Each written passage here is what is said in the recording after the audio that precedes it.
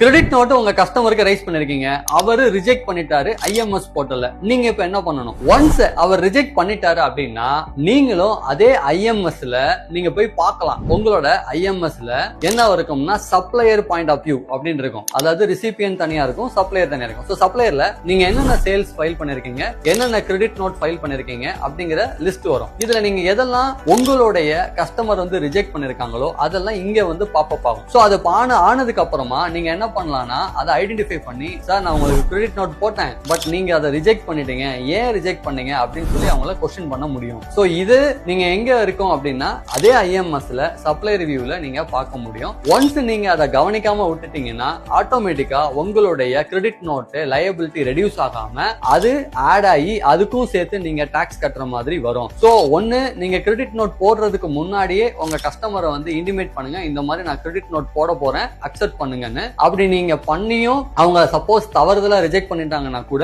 நீங்க ஃபைல் பண்றதுக்கு முன்னாடி உங்க ஐஎம்எஸ்ல சப்ளை ரிவ்யூஸ் போய் பார்த்துட்டு அது கரெக்டா இருக்கான்னு செக் பண்ணுங்க. திரும்ப அவர் ரிஜெக்ட் பண்ணிருந்தாருன்னா நீங்க மறுபடியும் இன்டிமேட் பண்ணுங்க. So even supplier point of வியூவும் நமக்கு வந்து யூஸ்ஃபுல்லா இருக்கும் எப்ப நாம கிரெடிட் நோட் ரைஸ் பண்றோம்.